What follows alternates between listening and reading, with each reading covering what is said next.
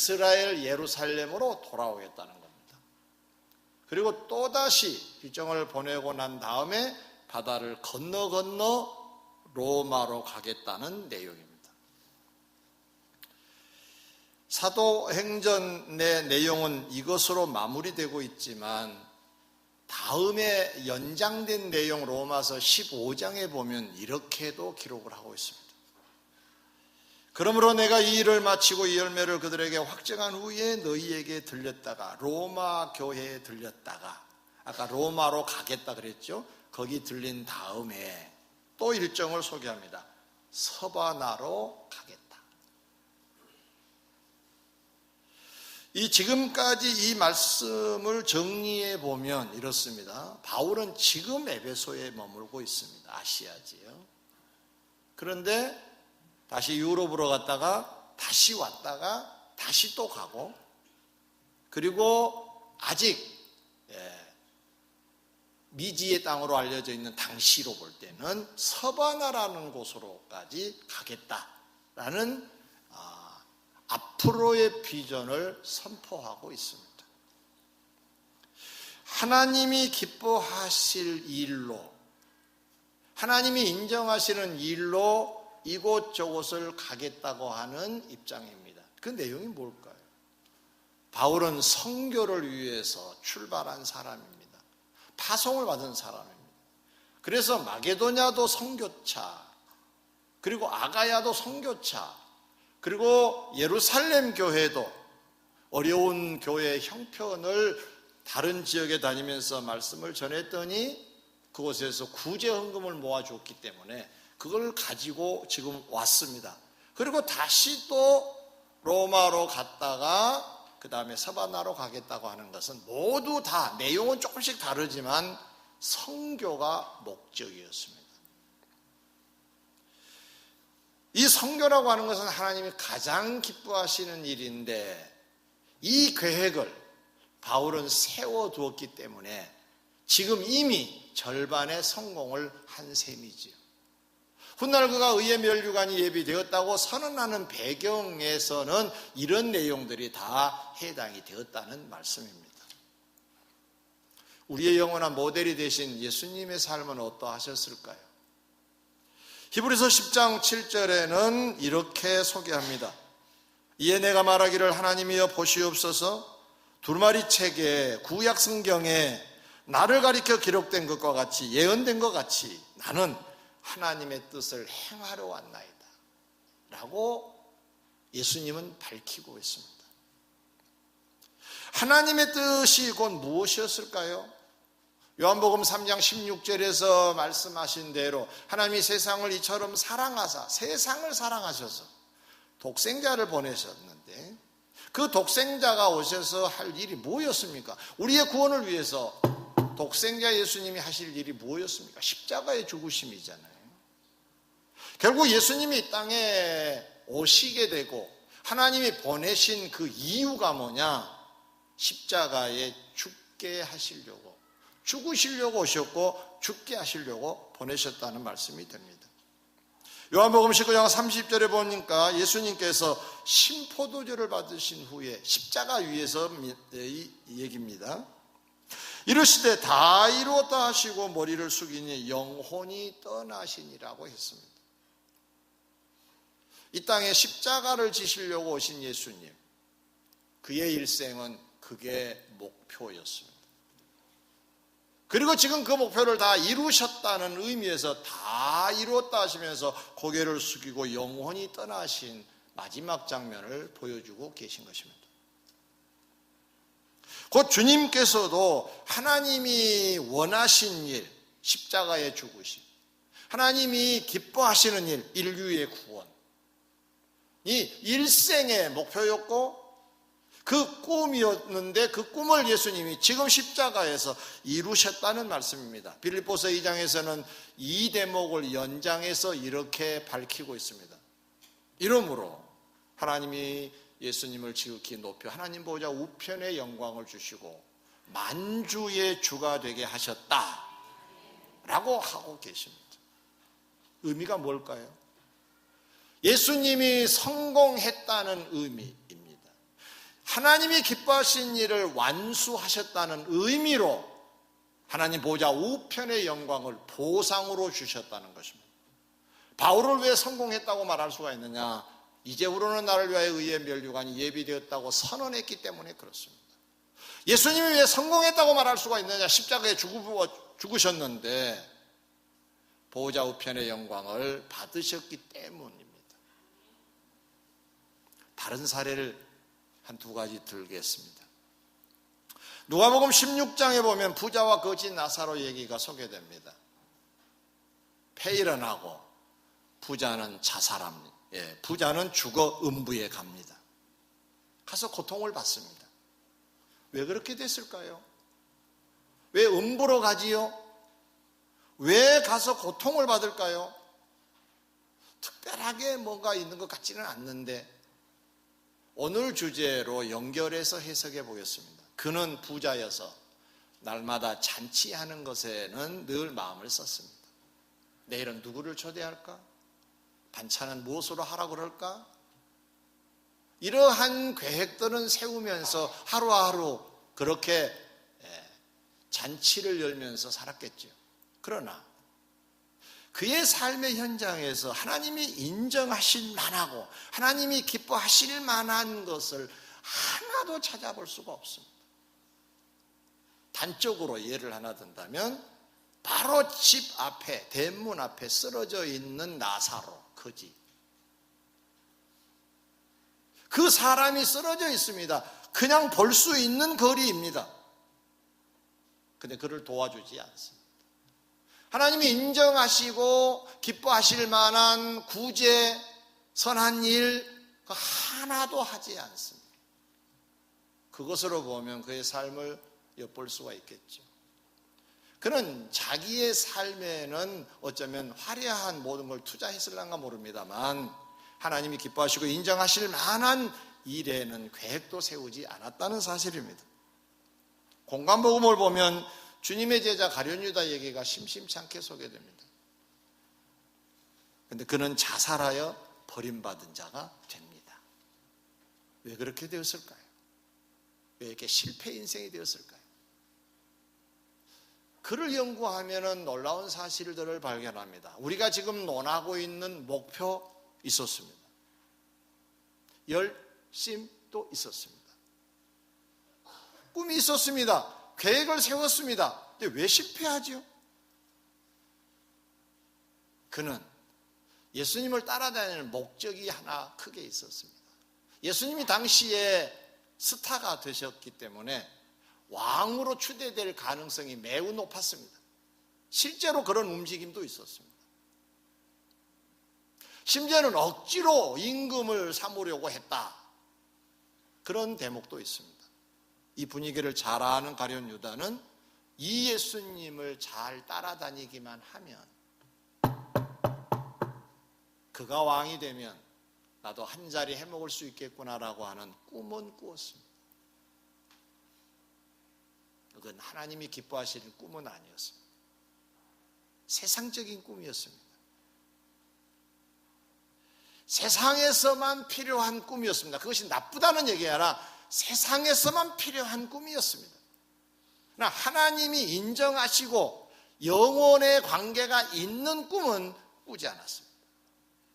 주님을 따라다니면서도 말이에요. 결국은 그것이 실패의 원인이 되었습니다. 정리를 해볼까요? 바울은 하나님이 기뻐하시는 꿈을 꾸었고 그렇게 열심히 살았기 때문에 결국은 성공했습니다. 예수님도 하나님이 보내신 뜻을 다 이행하는 차원에서 하셔서 성공한 자입니다. 꿈이 뚜렷했습니다. 그러나 부자나 가룟 유다는 목표가 없거나 있어도 세상적일 때는 실패했다는 얘기를 성경은 하고 있습니다. 사랑하는 성도 여러분, 우리에게 생명이 얼마나 남아있을까요? 얼마나 남아있을 것 같아요? 얼마나 더 사실 것 같습니까? 지금 저 남쪽에는 바람이 많이 분다고 합니다. 바람이 불면 익지 않는 감도 떨어집니다. 무슨 얘기일까요? 뭔가 일이 생기면 일찍도 세상을 떠날 수 있다는 얘기입니다. 순서가 없습니다. 여기 앉아 계신 여러분, 누가 이 세상을 가장 먼저 세상을 떠날 것 같습니까? 아무도 모릅니다. 저분 아닐까 싶은데 골골 몇 세라고 하지요. 그러기도 하고, 저 사람은 100년은 거뜬히 살겠다 했는데 또 모르는 일입니다. 할 수 없는 게 우리의 생명입니다. 그렇다고 전혀 남아있지 않는 것도 아니지요. 그러므로 에베소서 5장 16절 말씀처럼 세월을 아껴야 되겠는데, 얼마 남지 않는 것 같은 우리 인생상 좀 아껴야 되겠는데, 곧 시간을 잘 활용해야 되겠는데, 그 시간을 활용하는 비결이 뭘까요? 지금부터라도 내 일생을 내다보고 망원경으로 마치 먼 산을 바라보듯이 내 일생을 이렇게 좀 길게 늘여놓고 무엇을 해야 할 것인가의 계획이 세워져야 되지 않을까요? 집칸을 늘리시겠습니까? 무슨 나무를 심으시겠습니까? 아이들을 어떻게 결혼시키시겠습니까? 등등의 얘기도 필요하지만 하나님이 기뻐하시고 하나님이 인정하실 만한 목표를 세우셔야 된다는 거예요. 왜 그래야 되느냐? 세상의 목표는 세상으로 끝납니다. 그러나 하나님이 인정하시고 칭찬하시는 꿈은 영원하기 때문에 그렇습니다. 이것만 남습니다. 세상 떠날 때 다 털고 갑니다. 돈 들고 가지 않습니다. 집 싸가지고 가지도 않습니다. 그냥 가요.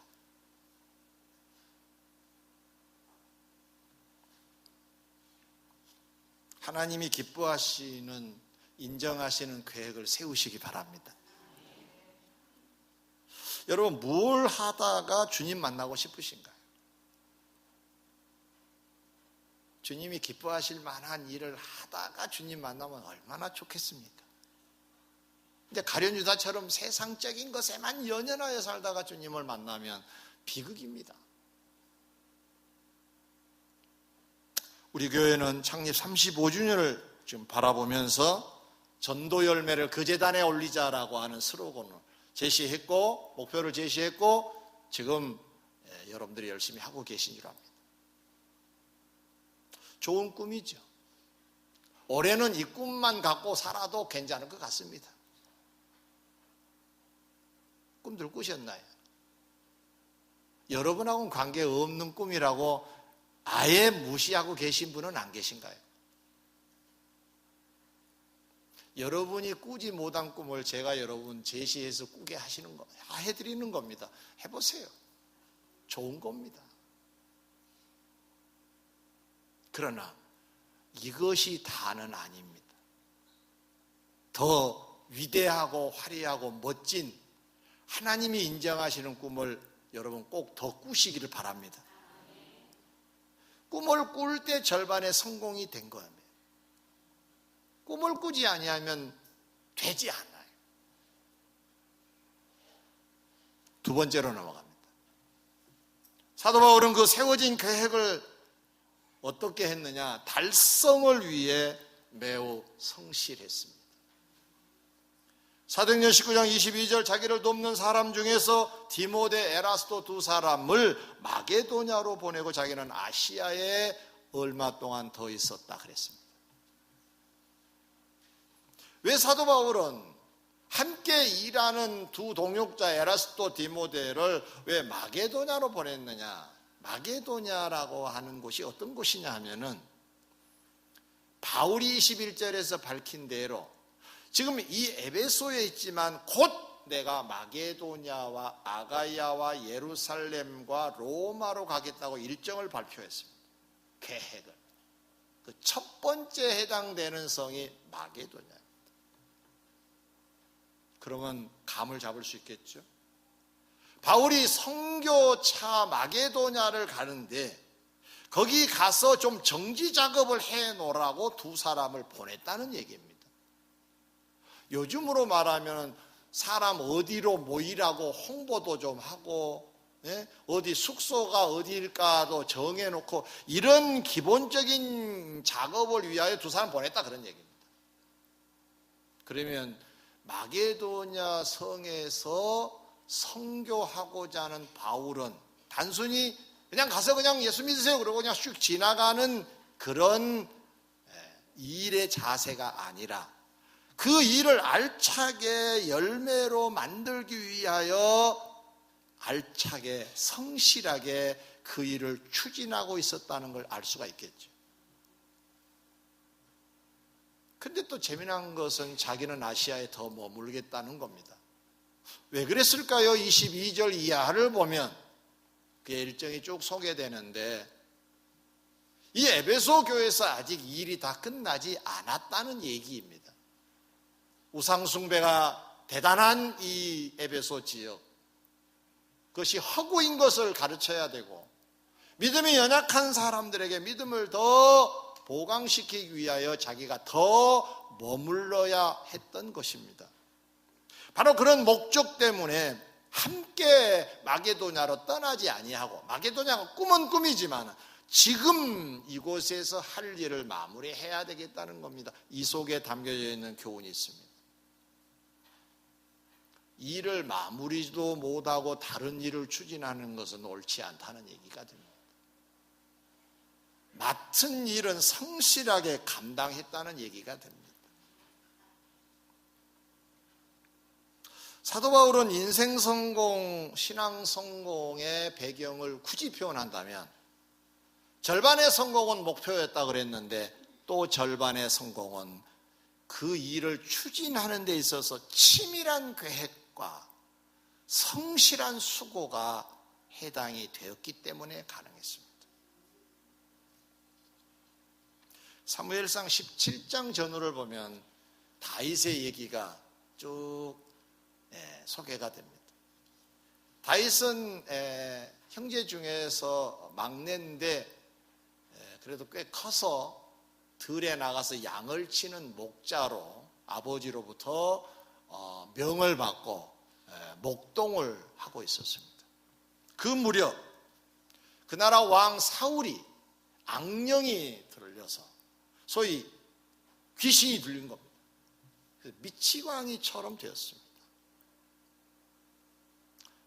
어떻게 하면 이 귀신을 물리칠 수가 있는가? 여러 참모들의 얘기가 있는데 누군가가 다윗을 얘기해 줍니다.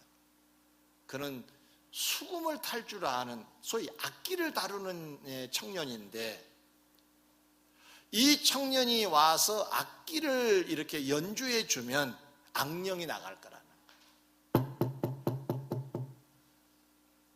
그래서 불러오라고 얘기합니다. 그래서 그는 초대받아 궁으로 들어갑니다. 가서 악기를 연주합니다. 참으로 놀라운 일이 벌어집니다. 사울에게 들었던 악령이 물러가고 건강한 자가 되었습니다. 얼마나 다윗을 본 사울이 흐뭇하고 좋았겠습니까? 집에 가지 말고 여기서 나를 섬겨라. 한 자리 줄 테니까 궁에서 살아라. 그때부터 궁에서 살았습니다. 여러분, 궁에서 사는 생활하고 목동의 생활하고는 비교가 될 수 없습니다. 저는 군대 생활을 조금 당시에 그래도 대접을 해주는 곳에서 군대 생활을 했는데 똑같은 군인이지만 저희들이 속한 그 곳은 통닭이 매일 나왔어요. 매일 먹으니까 질려가지고 다 못 먹어서 이제는 반토막이 나왔습니다. 질릴 정도로 계속 주는 거예요. 그때만 하더라도 사과도 그렇게 막 흔치 않을 때였던 것 같은데 사과도 매 식단에 나옵니다. 뭐 다른 반찬은 두말할 것도 없고요. 이런 식사 대접 받아 보았습니까? 쉽지 않는 대접. 왜 그렇게 대접을 받았느냐? 그게 궁과 관계가 있었습니다. 청와대 관계가 있어서 대접을 특대접을 한 겁니다. 당시에 제 전방에 있는 사람들은 그 대접 받았을까요? 아마 그러지 못했지 않았을까 하는 생각이 듭니다. 이제 제대할 무렵에 동기들이 다 모여서 뭐 어떻게 군대 생활했느냐 뭐 그런 모임이 있잖아요. 갔더니 뭐 여러 얘기하는데 우리는 초호화로 살았더라고. 비교를 해보니까 다윗 초호화로 산 사람입니다. 궁에서 살았어요. 왕의 측근으로 살았습니다. 더 특별했을 거라고 봅니다. 그런데 다시 집으로 돌아오게 됐습니다. 그 배경을 살펴보니까 놀랍게도 형제들의 시기로 돌아오게 된 겁니다. 형제들이라는 사람들이 이러기도 한가 봅니다. 그래서 다시 목자가 됐어요. 그냥 형님들이 생각할 때 이 동생이 막내가 거기서 대접받는 게 배가 아픈 겁니다. 그러니까 뭐 아주그저 해가지고 그냥 끌고 내려온 겁니다. 그러면 화려하게 살다가 목동으로 오면은 하늘 땅입니다. 삶의 내용이. 그때 다윗은 어떻게 했느냐? 성경에 보니까 맹수가 양을 잡아먹으려고 올 때도 맹수와 싸워서 양을 지켰다고 했으니까 이 말의 의미는 뭘까요? 성실했다는 거죠. 환경이 바뀌어도 내가 해야 될 일은, 오늘에 할 일은 무엇인가를 예의주시해서 그것을 완성도를 높였다는 겁니다. 거들먹거릴 시간이 없었습니다. 할만한데 말이에요. 궁에서 살다가 온 사람입니다. 다리 떨만 해요. 나 궁에서 살다 왔어. 그러지 않았습니다. 자기 일에 성실했습니다. 그게 굳은 일인데, 위험한 일인데도 자기 일에 성실했습니다. 그 장면을 하나 더 여러분에게 배경에서 소개해드리면, 아버지 심부름으로 형들이 나가 있는 전장에 나가게 되지요. 이 세 명의 형들이 전장에 나간 이유도 사실은 사울 곁에서 출세해보기 위해서 나갔다고 합니다. 굉장히 출세에 목마른 형제들이었습니다. 근데 그 아버지가 심부름을 보냅니다. 심부름을 갑니다. 가서 들어보니까 이 블레셋 군대와 이스라엘이 전쟁을 하는데, 블레셋에는 대단한 장수가 한 사람 있었습니다. 골리앗. 막 이스라엘 군대를 막 모욕하고 막 난리가 났어요. 다윗은 의분이 생겼습니다. 이 과정에 주거니 받거니 대화를 나눌 때에 형님들이 등장을 합니다. 제일 큰 형 엘리압이 나타나서, 야! 여기 웬일이냐 너? 너 치는 양들을 어떻게 하고 왔어? 너 교만함과 완악함을 내가 아는데 이렇게 쏘아붙입니다. 아니, 동생이 심부름을 오고 또 나라가 어려워진다고 하니까 귀를 기울여 듣고 흥분을 감추지 못하고 있는 이 다윗이 기특했을 것인데, 시기심이 연장되어 나타나고 있다는 증거입니다. 목동 주제에 이런 데 나타나서 어쩌고 저쩌고 하는 것이 가소롭다는 얘기입니다. 동생을 폄하시킵니다. 비하의 발언을 서슴지 않는 형들, 그러든가 말든가 다윗은 자기 일에 성실합니다. 그가 올 때도 자기가 치는 양 치는 사람들에게 맡기고 왔다 그랬지요. 하나하나 잘라보면 이 다윗은 열악한 환경에서도 자기 할 일은 책임을 진 사람입니다. 우리 한번 돌아볼까요? 이 주제로. 우리 너무 연약하지 않나 싶어요. 뭔가 환경이 여의치 아니하면 가던 교회도 안 나와요. 하던 기도도 멈춰버려요. 이거 약한 건가요? 강한 건가요?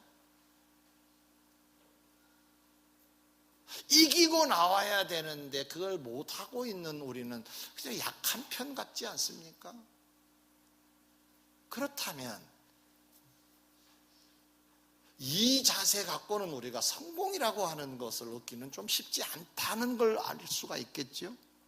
다윗은 자기가 해야 될 일은 성실하게 한 사람인데 플러스 우리가 하나 알아야 될 게 있습니다.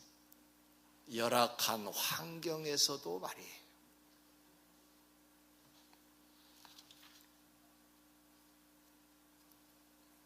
잠언 24장에 이런 말씀이 있습니다. 33절 이하에 내가 좀 더 자자 졸자 손을 모으고 좀 더 누워있자 하니 내 빈궁이 강도같이 오며 내 곰핍이 군사같이 이르리라. 무슨 얘기인가요? 게으르고 나태하면 가난뱅이 된다 그런 얘기입니다. 게으르고 나태하면 미래가 복되지 않다는 얘기입니다. 이걸 발전해서 소개하면 성공할 수 없다는 얘기가 됩니다.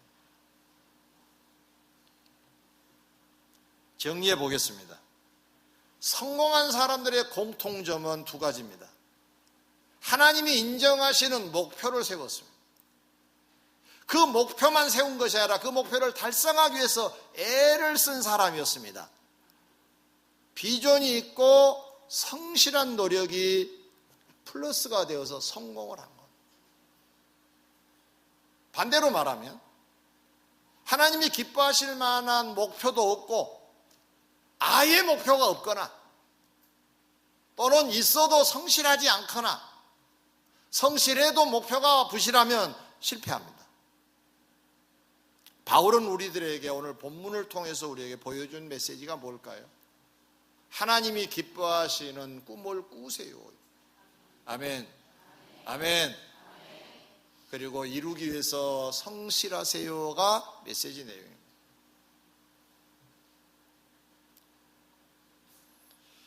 얼마 전에 제가 들은 얘기입니다. 감동이 돼서 여러분에게 적용해 보려고 합니다. 산을 좋아하는 사람인데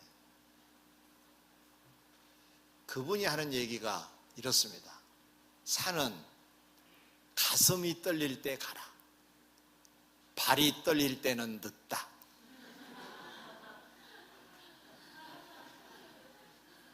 떨리세요? 산은 못 갈 겁니다. 가슴이 떨리세요? 지금 가세요. 산을 간다는 건 그 사람에게 꿈입니다. 우리 지금 가슴이 떨릴 때 이 멋진 꿈들을 꾸고 성실하면 성공하게 될 줄 믿습니다. 발이 떨릴 때쯤은 목표를 세우기도 어렵고 성실하기도 어렵습니다. 아멘. 잘 살아봅시다.